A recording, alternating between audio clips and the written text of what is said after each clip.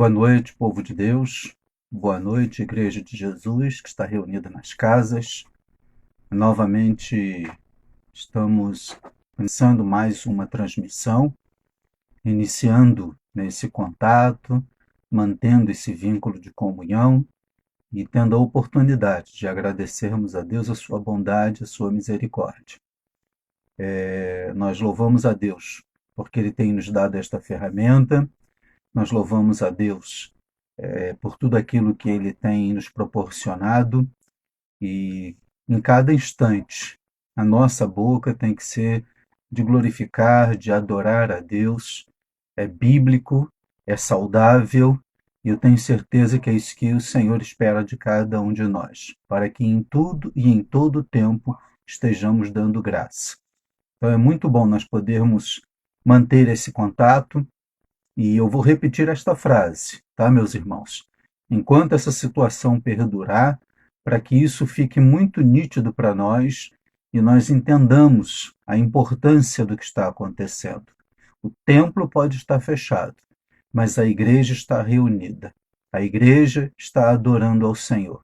A igreja não está impedida de cultuar o nome do Senhor. Então nós temos que dar muitas graças a Deus. Há dias atrás, eu recebi um comunicado através da nossa Ordem dos Pastores do Estado de Minas. Cristãos chineses estão sendo proibidos agora até de cultuar dentro de casa. E olha só que privilégio nós temos de podermos continuar proclamando a nossa fé, de podermos, mesmo que virtualmente, estarmos reunidos, as nossas Bíblias. E eu tenho certeza que os irmãos têm mantido essa intimidade com o Senhor e alguns, inclusive, buscando mais do que nunca, aproveitando este tempo. Então é muito bom nós podermos participar deste instante. Eu quero começar, dando um aviso e fazendo um pedido de oração aos irmãos, que chegou até a mim. O primeiro aviso é que estamos aí praticamente há uma semana do mês de maio, e mês da família.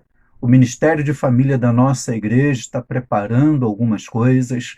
Então, os irmãos estejam orando pelo ministério, estejam orando pelo irmão Messias, irmã Ângela e toda a equipe que tem trabalhado com eles, por tudo aquilo que está sendo preparado com tanto carinho, tanto zelo, para edificar as nossas famílias. Então, mesmo virtualmente, nós não vamos passar em branco, não vamos deixar passar em branco esse momento aí de estarmos glorificando a Deus pelas nossas famílias e colocando as nossas famílias no altar do Senhor. Então, os irmãos, orem e fiquem na expectativa. Orem por toda a equipe do Ministério de Família, por cada um dos casais. E o pedido de oração é João Dias Lopes.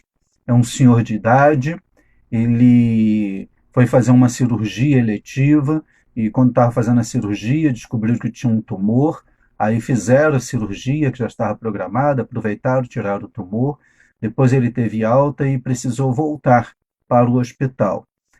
O quadro dele está estável, mas a família continua pedindo que nós estejamos orando por ele. João Dias Lopes. Então, os irmãos coloquem na sua agenda de oração, intercedendo por ele.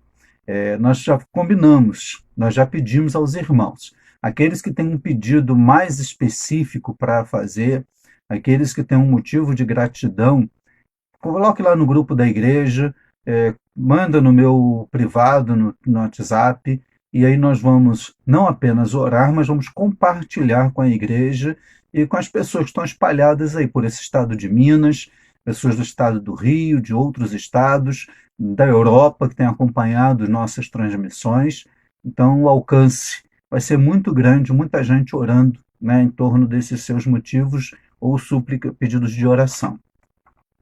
A nossa finalidade, meus irmãos, desde quando começou essa situação do distanciamento, a Paula, inclusive, acabou de colocar 38 dias sem os cultos presenciais.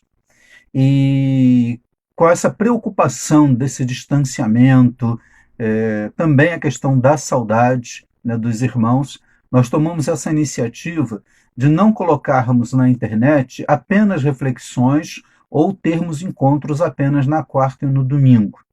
Eu, particularmente, entendi que seria muito pouco tempo, e isso iria nos distanciar.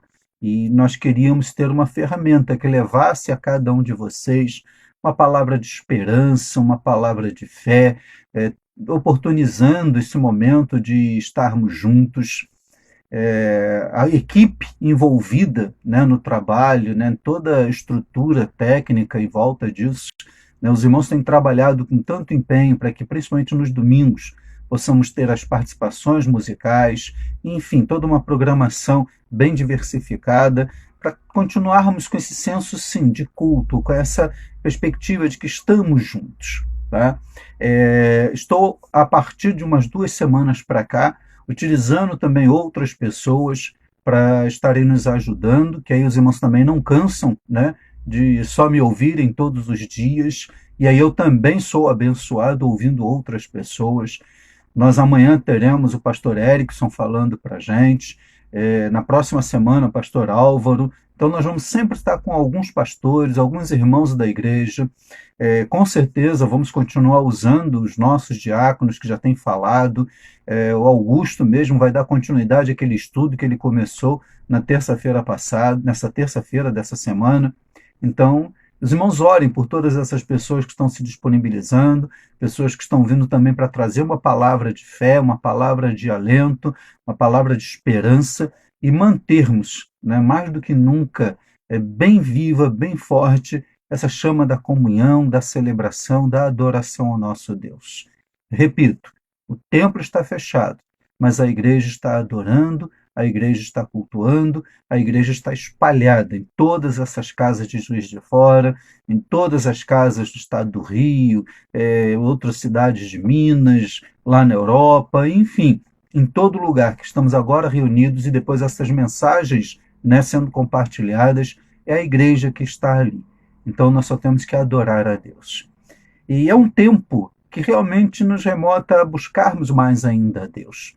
E hoje eu quero compartilhar com os irmãos o livro do profeta Abacuque, capítulo 2, os 5 primeiros versículos. O versículo 4 ele é mais conhecido, principalmente, né, a frase final do versículo 4. Mas nós vamos ler, né, no capítulo 2, os 5 primeiros versos. Ele tem uma mensagem que é tão atual, tão contextualizada, que nós poderíamos afirmar, né?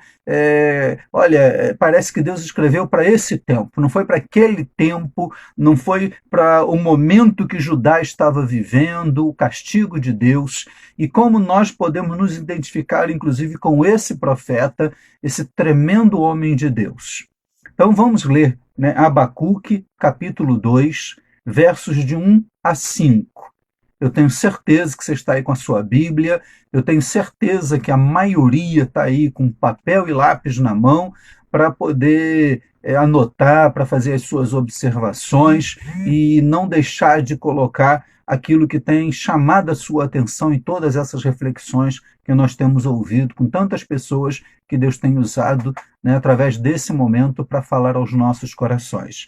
Então vamos à leitura do texto. Abacuque, capítulo 2, versos de 1 a 5. E assim nós lemos na palavra de Deus.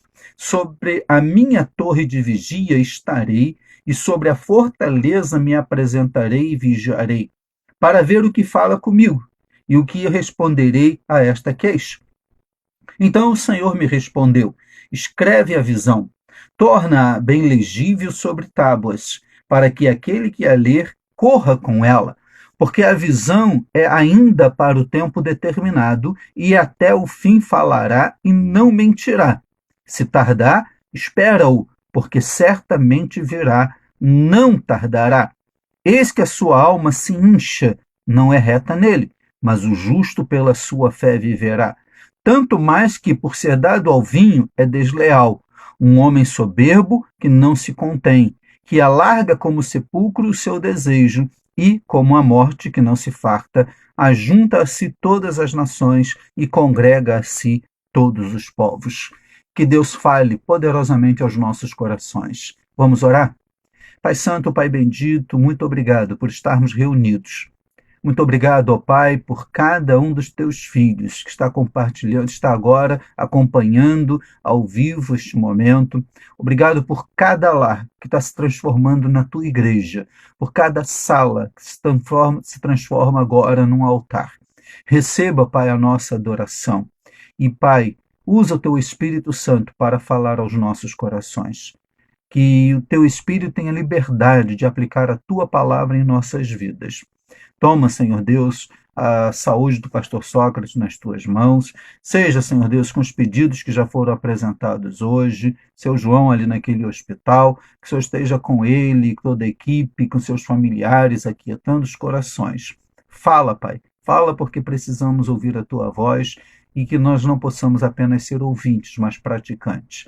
É a nossa oração em nome de Jesus por quem nós pedimos. Amém. Meus irmãos, esse texto ele é muito belo. E, como eu disse, o verso 4, a frase final dele é a mais conhecida, mas o justo pela sua fé viverá. Aliás, esse texto vai ser repetido, esse versículo, a parte dele, vai ser repetida depois de fé em fé, o justo viverá, e por aí vai. Mas, nesse contexto, né, por que Abacuque começa falando de estar numa torre de vigia? O Abacuque aqui está falando de uma expectativa. Há uma expectativa muito grande do profeta. E na introdução eu falei que a gente pode se identificar com o profeta, apesar de muitas vezes não termos coragem de orar como o profeta orou. O capítulo 1 é uma oração.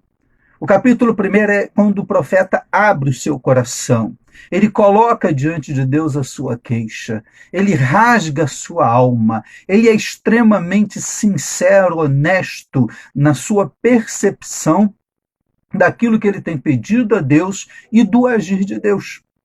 Nós, às vezes, espiritualizamos a oração ou esse nosso relacionamento com Deus e achamos que Deus vai nos castigar se nós falarmos, Senhor, não estou entendendo nada.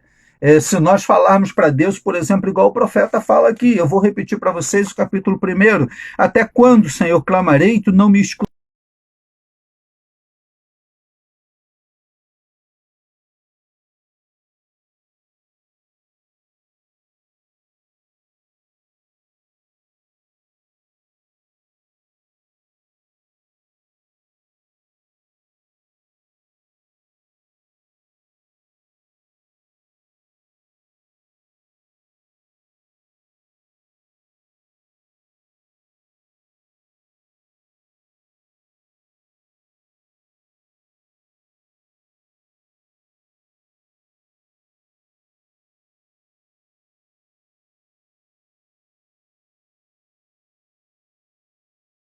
Quantas vezes, né, essa sensação, só que nós não temos coragem, achamos que, caramba, se eu fizer isso, Deus vai mandar um raio do céu, Deus vai deixar de me abençoar, vai castigar a minha família até não sei quantas gerações.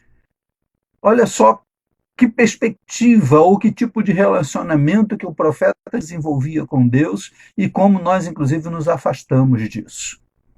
Então o profeta tem uma expectativa, porque ele coloca a sua queixa, ele rasga a sua alma, ele é extremamente honesto na sua queixa com Deus, na sua bronca com Deus. Só que aí agora o profeta no capítulo 2, ele tem uma postura que é a nossa postura nesses dias, a expectativa da resposta. E há um distanciamento. Percebam que ele sai do cenário caótico, ele sai ou tira a sua perspectiva, a sua visão, né, para aquelas coisas que estão ali tão claras para ele, estão tão patentes para ele, e ele diz: sobre a minha torre estarei e sobre a fortaleza me apresentarei e vigiarei. Em outras palavras, ele está dizendo: olha, eu vou esperar agora, Senhor. Tá, eu não estou entendendo nada desse mundo louco, não estou conseguindo entender nada. Por que o Senhor não pune essas pessoas? Por que o Senhor não castiga o homem mau? Por que o Senhor não dá um fim em tudo isso? Mas eu agora vou esperar. Ele desabafou, ele abriu o coração, como eu já contemplar, vou esperar agora a resposta de Deus. Isso me faz lembrar o salmista: esperei com paciência no Senhor e ele ouviu o meu clamor. Claro que quando estamos ali no olho do furacão, a última coisa que nós queremos é que nos digam: tenha paciência. Ah, isso vai passar. A última coisa que nós queremos é quando olhamos lá, as contas estão chegando e o dinheiro não tem mais. Ah, tem esperança, vamos esperar no Senhor. E aí dá aquele senso de, mas espera aí, isso aí pode funcionar muito lá no plano espiritual, mas e nesse plano aqui, nessa esfera humana, nessa esfera imediata, como que eu vou poder conciliar estas coisas? O profeta não espiritualizou aquilo que era a sua queixa. Ele apenas disse: Senhor, até quando? Até quando o Senhor não vai me ouvir? Até quando o Senhor não vai atender? Até quando o Senhor vai deixar as coisas do jeito que estão? Violência, conflitos, corrupção, uma justiça vendida, uma justiça tendenciosa. Releiam depois com calma o capítulo 1 e depois não me diga, é um raio-x no nosso tempo, no nosso país, do que está acontecendo no mundo. É a palavra viva e atual. Ela não tem só, na sua idade cronológica, mais de 2.500 anos, não. Ela é para esse momento. Só que tem momentos em que temos que olhar para o alto. Quando as coisas parecem realmente sem qualquer perspectiva, aí mais do que nunca, elevo meus olhos para o monte, de onde me vem o socorro. O meu socorro vem do Senhor, que fez os céus e a terra. Então as coisas estão aí ao nosso redor. A situação é grave, o momento é difícil, mas nós continuaremos olhando para o alto. Eu acho muito bonito quando o profeta é honesto na sua oração, mostrando que eu posso sim, eu devo sim, colocar para Deus exatamente aquilo que eu estou sentindo. Todos os meus medos, toda a minha insegurança, todos os meus pecados, todas as minhas queixas, na certeza de que Ele, como um Deus misericordioso, Ele vai abrir as portas dos céus. E aí o profeta, no verso 1, está nessa posição da expectativa. Vou ver o que Deus fala comigo e o que Ele vai responder na minha queixa. E aí dos versos 2 ou 3 vem a revelação, vem a resposta de Deus. Vamos retornar ao texto? Abacuque capítulo 2, versos 2 e 3. Então o Senhor me respondeu. Olha só que coisa maravilhosa. E não é gostoso quando nós vemos a resposta de Deus para as nossas questões?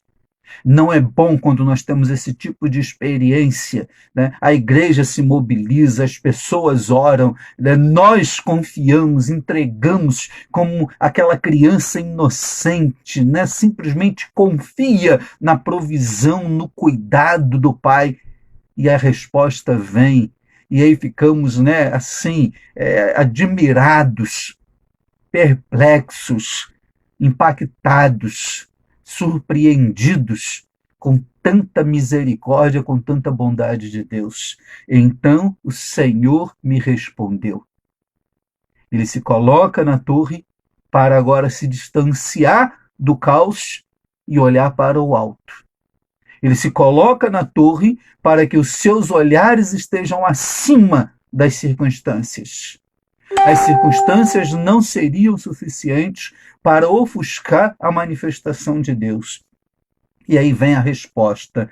Escreve a visão, torna-a bem legível sobre tábuas, para que aquele que a lê corra com ela, porque a visão é ainda para o tempo determinado, e até o fim falará e não mentirá.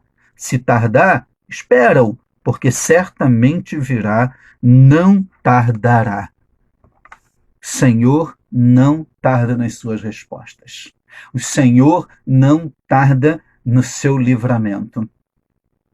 Ontem, quando estávamos aqui fazendo a reflexão de ontem, nós enfatizamos, né, o como Deus tem ouvido as nossas orações, como que Deus tem sido bondoso e misericordioso. É um tempo, Deus está no controle de todas estas coisas. Essa situação vai acabar e a nossa esperança é que quando acabar, estejamos mais fortes, estejamos mais unidos, sejamos mais humanos, tenhamos tido a oportunidade de maiores experiências com o Senhor.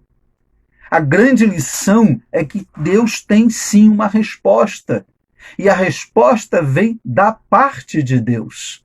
Não é do achismo, não são esses profetas apocalípticos que estão surgindo por aí, não. Não são as pessoas que estão se aproveitando desse momento e talvez lançar até mais medo, mais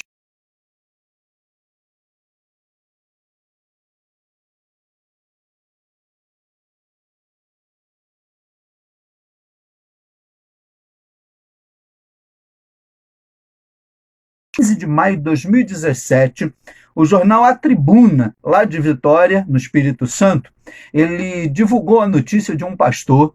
Ele estava construindo um condomínio no terreno da igreja e estava incentivando as pessoas, os membros da igreja, a largarem emprego, a se precisasse, inclusive, questão do divórcio, se o marido ou a esposa não os acompanhassem, porque a pregação dele, o foco dele, o objetivo da construção daquele condomínio dentro da propriedade da igreja é que todos estariam juntos esperando a volta de Jesus Cristo.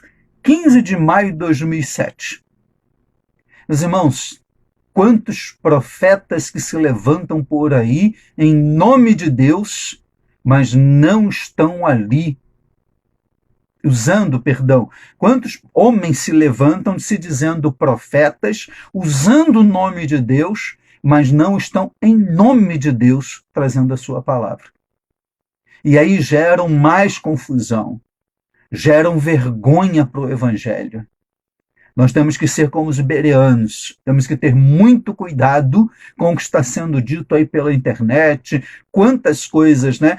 Quantos sermões, quantos estudos os irmãos às vezes estão acompanhando e tem que ter filtro, e o filtro é a palavra de Deus. Ela é a nossa referência. Espera aí, mas ele usou um texto da Bíblia. O diabo também usou textos da Bíblia para tentar Jesus. Então não é porque, eu li isso aqui, mas qual é o contexto? O que está querendo se ensinar sobre isso? É uma ordenança? É um fato apenas histórico, descritivo? Aqui, o momento histórico imediato é a redenção de Israel. Judá está sendo castigado ou vai ser castigado por causa da sua iniquidade, consequência das suas escolhas, consequência dos seus pecados. Com Deus não se brinca. Aí, mesmo naquele cenário caótico, mesmo naquele cenário de juízo, Deus levanta o profeta e esse profeta começa questionando a ação de Deus. E esse profeta se coloca agora à distância, ouve a resposta de Deus. E a resposta, ela é permanente, ela é legível, ela é acessível a todos. Não é para um grupo de iluminados, não é para um grupo de pessoas, né? Eu sou mais espiritual, eu sou mais consagrado, eu sou mais isso, aquilo. Não, observa, todo aquele que lê, corra com ela. Ou seja, é algo que eu não vou abrir mão mais, é aquilo que vai estar gravado no meu coração.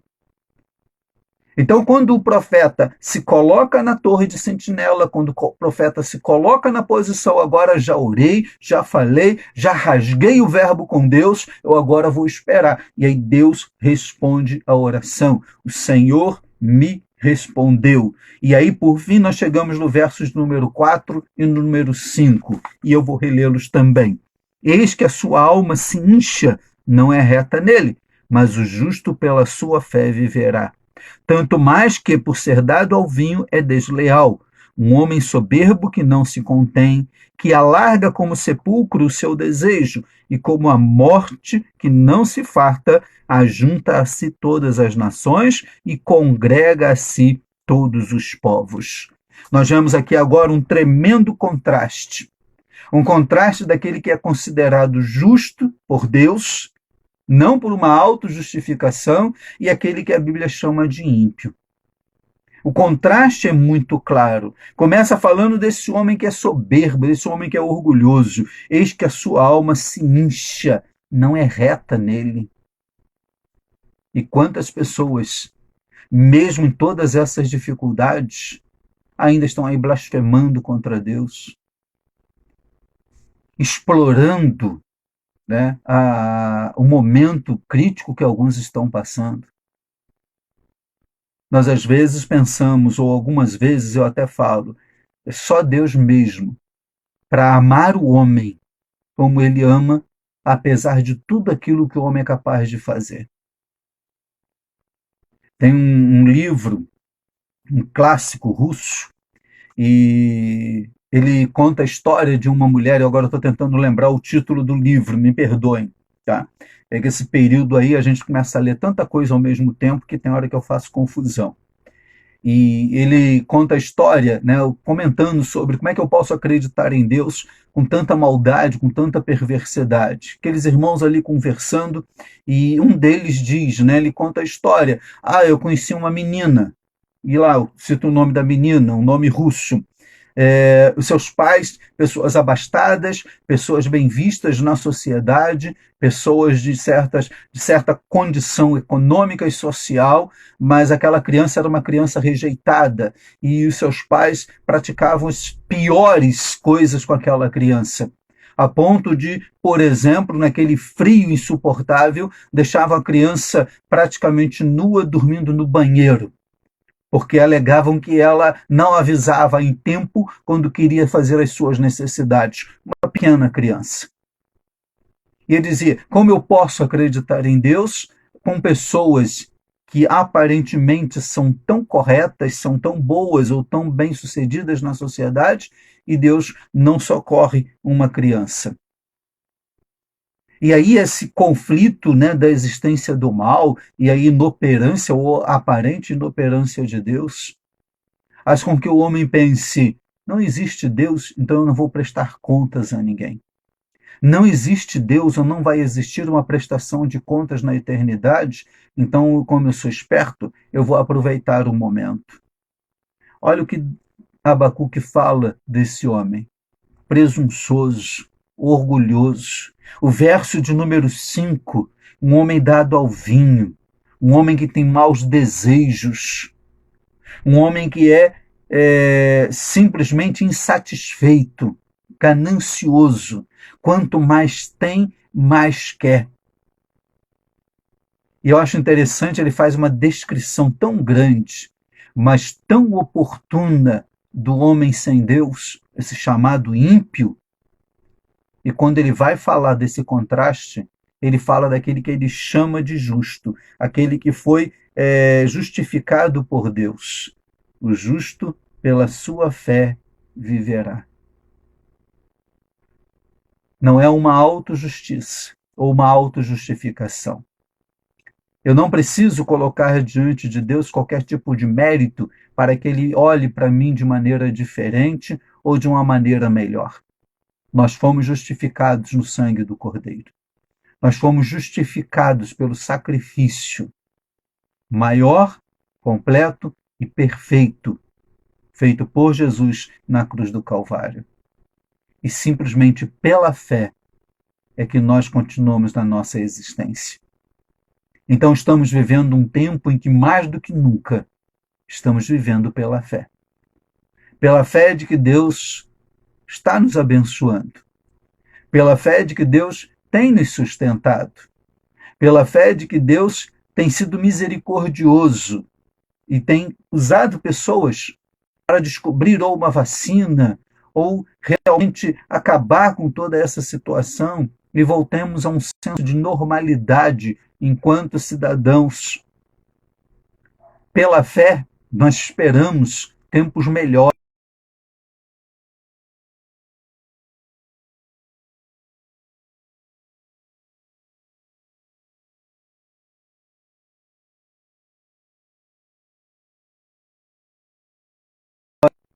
São planos que glorifiquem cada vez mais o nome do Senhor. Então estamos sim, meus irmãos, literalmente, nesse contraste, enquadrados nesses que foram justificados por Deus, não pelos nossos méritos, não por uma adesão a uma denominação ou uma igreja, não porque um dia nos submetemos à ordenança do batismo, o ritual em si, mas porque fomos justificados no sangue do Cordeiro. E como justificados por Deus, estamos agora vivendo pela fé. A fé de que esses dias já estão sendo abreviados.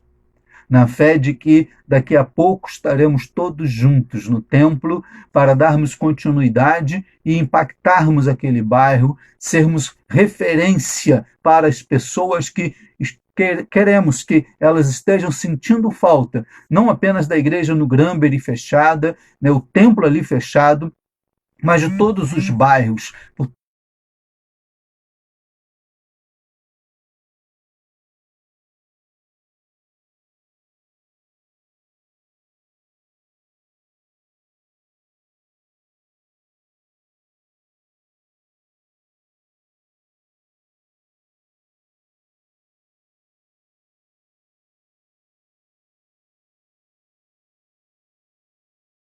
abreviados. Pela fé, nós esperamos que Deus continue nos sustentando, nos dando ânimo, nos dando força.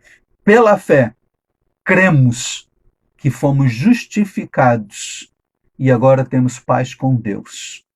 Pela fé, meu irmão, mais um dia, pela fé, basta o mal de hoje e amanhã, com certeza, as bênçãos do Senhor vão estar sendo renovadas sobre a nossa vida.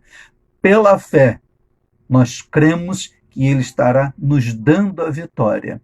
Então, assim como Abacuque, se hoje o seu coração está angustiado, ore sim, rasgue o seu coração diante de Deus. Se você está ansioso na expectativa daquilo que Deus vai fazer, se distancie visualmente dos problemas, eleve o seu pensamento a Deus, aguarde no Senhor, porque assim como Deus fez com Abacuque, ele vai fazer também na sua vida. O Senhor me respondeu. Vai ser mais uma das muitas experiências que você vai poder compartilhar quando estivermos ali no nosso culto, na nossa celebração comunitária, nos nossos cultos presenciais. Pela fé, nós vamos glorificar a Deus, porque seremos cada vez mais uma igreja mais forte, mais saudável e uma igreja mais comprometida com a palavra. Pela fé, sairemos fortalecidos de tudo isso. Pela fé, nossas famílias estão sendo preservadas e a bondosa mão do Senhor tem estado conosco.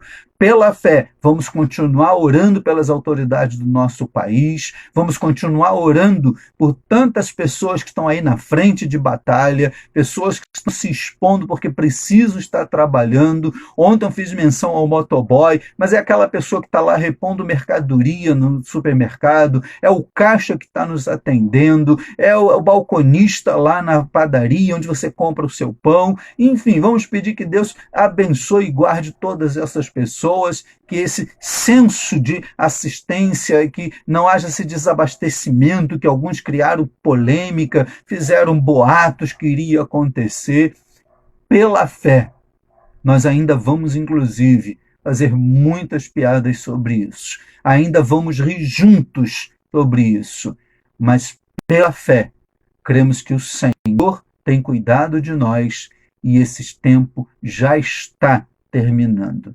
Meu irmão, que Deus esteja te abençoando, que Deus esteja sobre a sua vida, que Deus esteja renovando a sua fé.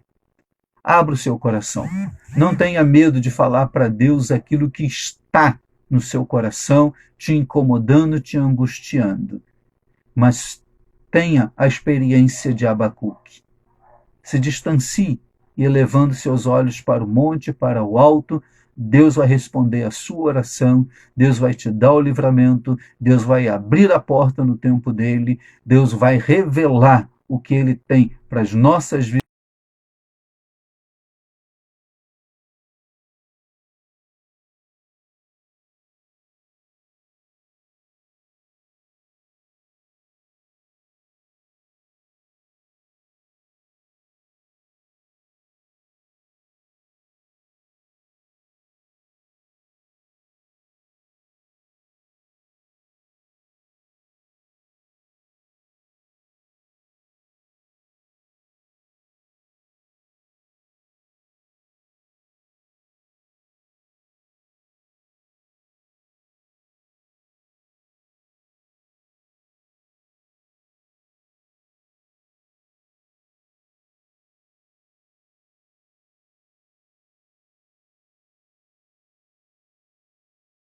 especial é que os irmãos já estejam orando pelo irmão Messias e pela irmã Ângela como líderes do ministério, orando por toda a equipe envolvida, né, todos os casais que estão ali acompanhando e apoiando, né, o irmão Messias e a irmã Ângela, e pedindo a Deus pela programação que virá aí no mês de maio em função da família. Então, orem, sustentem esses nossos irmãos para aquilo que vai ser apresentado para nós. E também chegou um pedido de oração de um senhor que está internado ali no Albert Sabin. Não é coronavírus, tá, meus irmãos? Ele parece que era um apendicite que ia operar e depois, quando abriram, viram um tumor no seu intestino.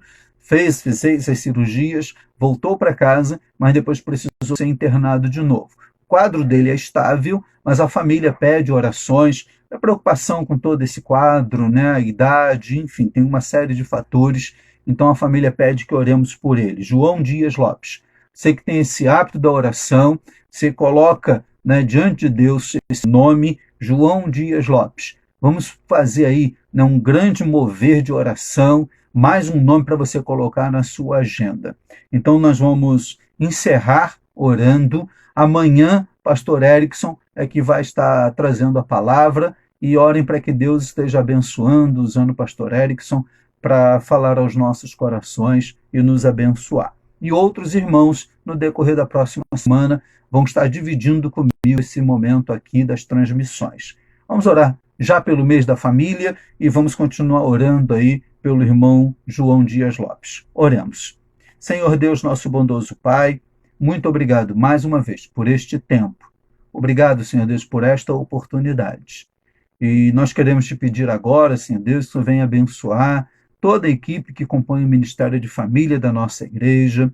Estão, ó Pai, preparando as coisas que vão ser feitas durante o mês da família.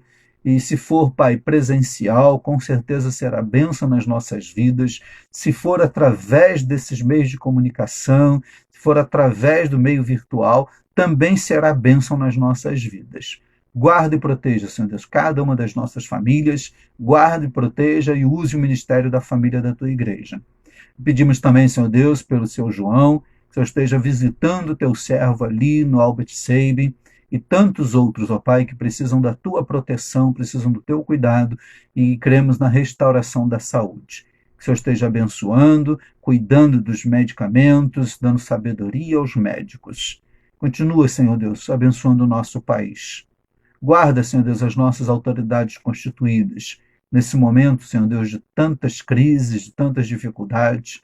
Abençoe, Senhor Deus, os médicos, as pessoas da área da saúde, pessoas da área de segurança, as pessoas, ó Pai, que estão trabalhando normalmente para que possamos ter os supermercados abastecidos, os caminhoneiros na estrada, enfim, Pai, tantas pessoas que precisam estar funcionando, agindo, trabalhando, para que possamos também ter as nossas coisas. Dê-nos, Senhor Deus, graça e misericórdia. Aplica a tua palavra em nossos corações, abençoa cada lar que está nos acompanhando nesse instante. Em nome de Jesus, com o perdão dos nossos pecados que nós pedimos. Amém. Que Deus os abençoe. Até amanhã, aqui estaremos para ouvir o que o pastor Erickson tem a trazer aos nossos corações. Um abraço em todos. Até